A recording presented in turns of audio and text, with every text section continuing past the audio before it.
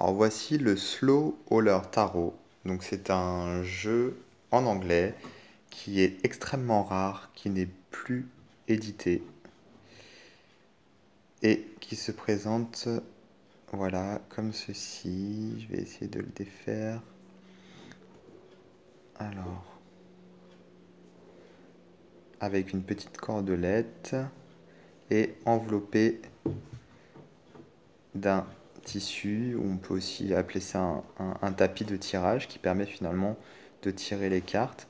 Donc c'est un tapis comme ceci. J'ai pas beaucoup de recul avec ma caméra, mais bon, ça vous donne un aperçu. Donc il est vraiment très joli, très mystique, avec les constellations ici. Voilà, avec quatre, finalement, les quatre éléments, quoi, en fait, ceux qui sont utilisés pour le jeu.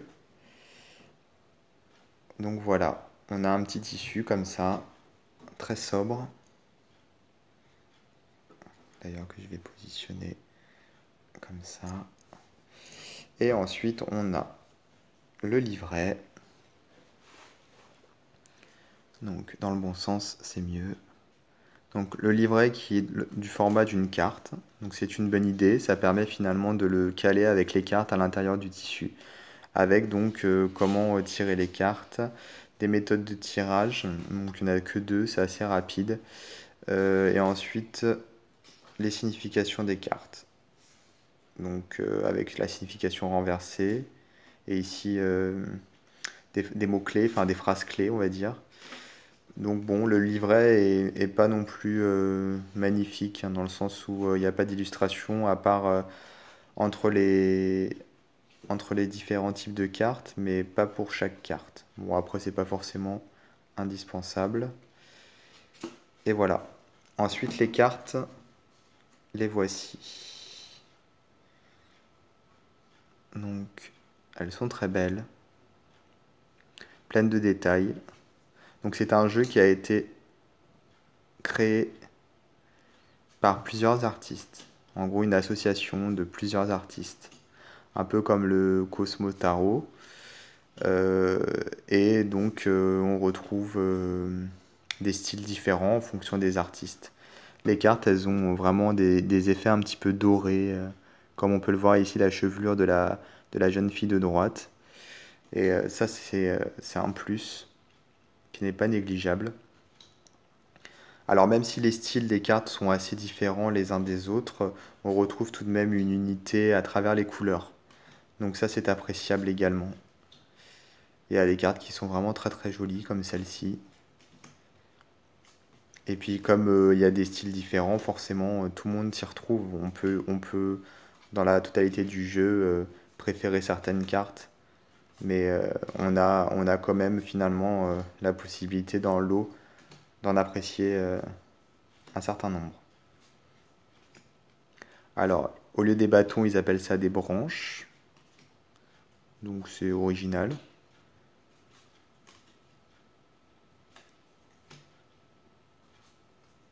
Puis il y a un côté un peu moderne, je trouve, presque street art.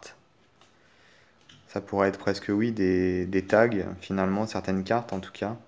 Puisque, oui, les artistes qui ont été sélectionnés, qui ont travaillé sur ce jeu, euh, sont, euh, sont des artistes généralement modernes.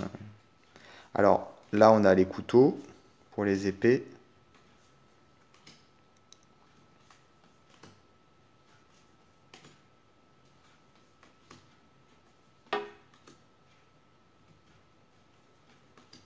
Ensuite, les pierres.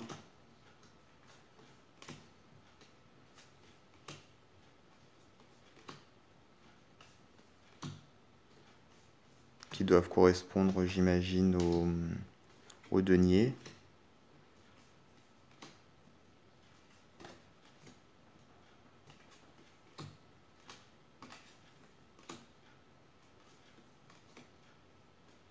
Et donc voilà, je ne l'ai pas mentionné, mais on a pour les cas de figure, on a l'étudiant, student, on a le voyageur, traveler, et on a l'architecte et le visionnaire.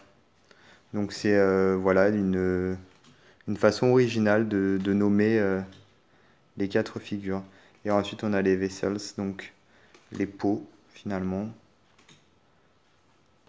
pour les coupes.